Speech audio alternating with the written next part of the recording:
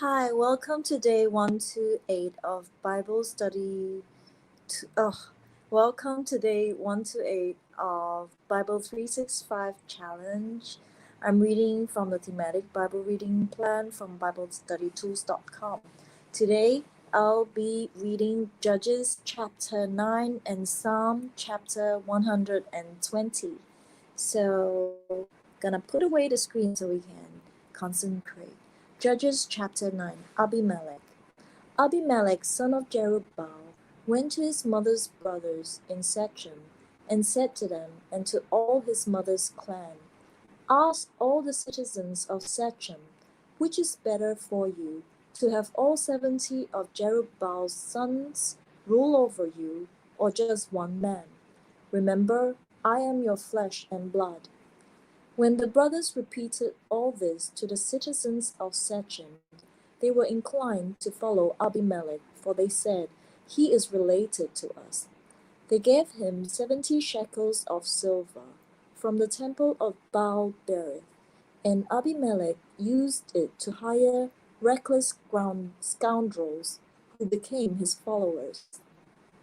He went to his father's home in Ophrah, and on one stone murdered his 70 brothers, the sons of Jerubbaal. But Jotham, the youngest son of Jerubbaal, escaped by hiding.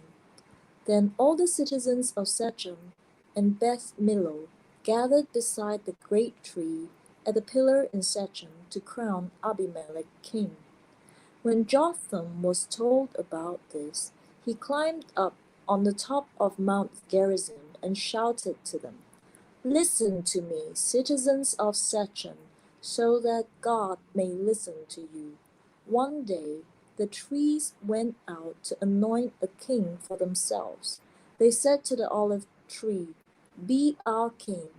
But the olive tree answered, Should I give up my oil, by which both gods and humans are honored, to hold sway over the trees? Next, the trees said to the fig tree, Come and be our king. But the fig tree replied, Should I give up my fruit, so good and sweet, to hold sway over the trees? Then the tree said to the vine, Come and be our king. But the vine answered, Should I give up my wine, which cheers both gods and humans, to hold sway over the trees? Finally, all the trees said to the thorn bush, Come and be our king. The thorn bush said to the trees, If you really want to anoint me king over you, come and take refuge in my shade. But if not, then let fire come out of the thorn bush and consume the cedars of Lebanon. Have you acted honorably and in good faith by making Abimelech king? Have you been fair to Jerubbaal and his family? Have you treated him as he deserves? Remember that my father fought for you and risked his life to rescue you from the hand of Midian. But today you have revolted against my father's family. You have murdered his 70 sons on a single stone, and have made Abimelech, the son of his female slave, king over the citizens of Shechem, because he is related to you. So have you acted honorably and in good faith toward Jerubbaal and his family today? If you have, may Abimelech be your joy, and may you be his too. But if you have not, let fire come out from Abimelech and consume you, the citizens of Shechem and Beth Millo, and let fire come out from you, the citizens of Shechem and Beth Millo, and consume Abimelech. Then Jotham fled, escaping to Beer, and he lived there because he was afraid of his brother Abimelech.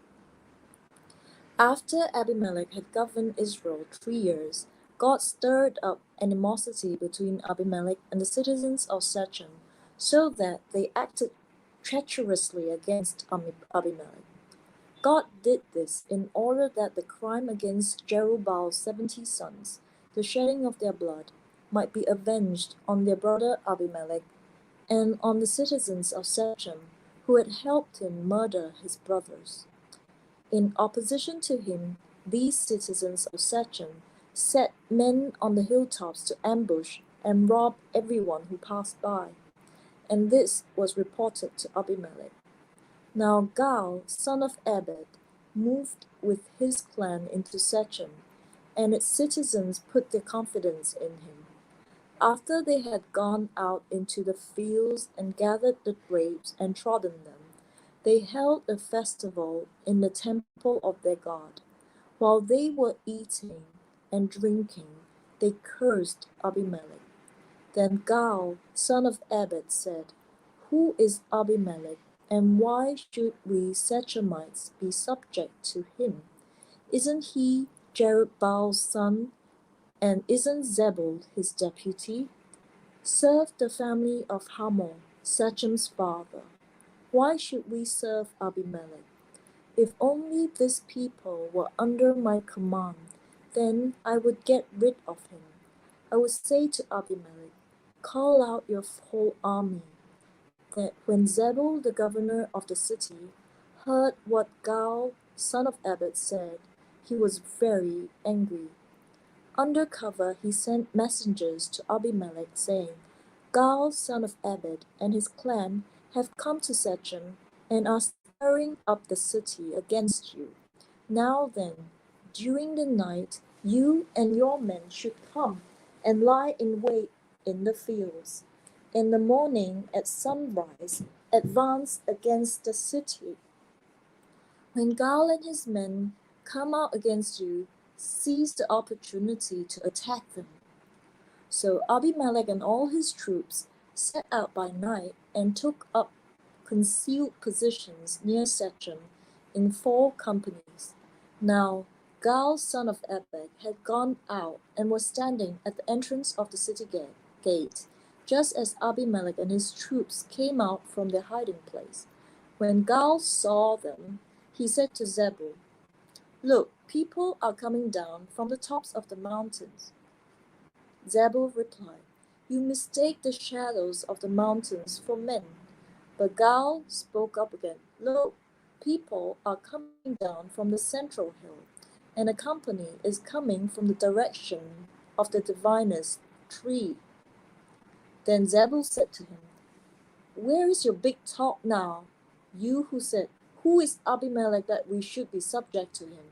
Aren't these men the men you ridiculed? Go out and fight them." So Gaal led out the citizens of Shechem and fought Abimelech. Abimelech chased him all the way to the entrance of the gate, and many were killed as they fled. Then Abimelech stayed in Arumah, and Zebul drove Gaal and his clan out of Shechem. The next day, the people of Shechem went out to the fields, and this was reported to Abimelech.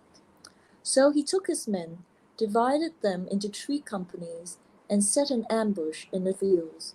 When he saw the people coming out of the city, he rose to attack them. Abimelech and the companies with him rushed forward to a position at the entrance of the city gate. Then 2 companies attacked those in the fields and struck them down.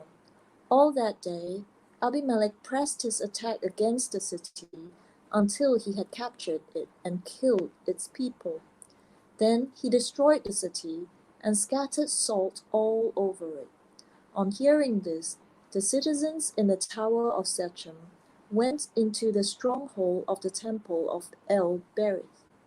When Abimelech heard that they had assembled there, he and all his men went up Mount Zalmon. He took an axe and cut off some branches, which he lifted to his shoulders. He ordered the men with him, "Quick, do what you have seen me do." So all the men cut branches and followed Abimelech. They piled them against the stronghold and set it on fire with the people still inside.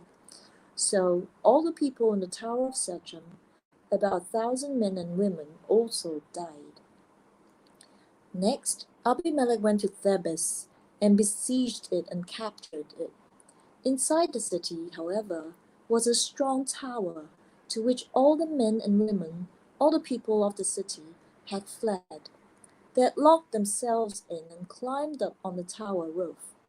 Abimelech went to the tower and attacked it, but as he approached the entrance to the tower to set it on fire, a woman dropped an upper millstone on his head and cracked his skull.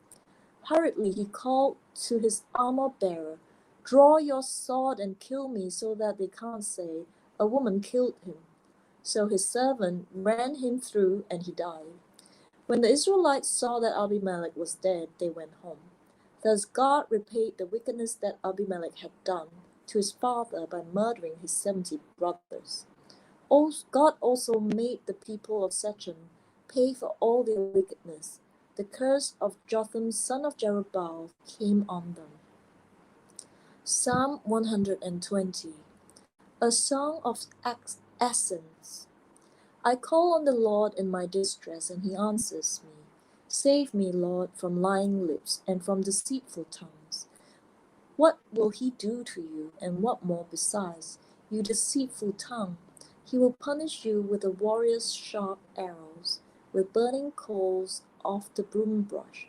Woe to me that I dwell in Meshech, that I live among the tents of Kedar. Too long have I lived among those who hate peace. I'm for peace, but when I speak, they are for war. So that was day 120 of the Thematic Bible Reading Plan found at BibleStudyTools.com. I just read Judges chapter 9 and Psalm 120. So I will see you the next day. Thank you.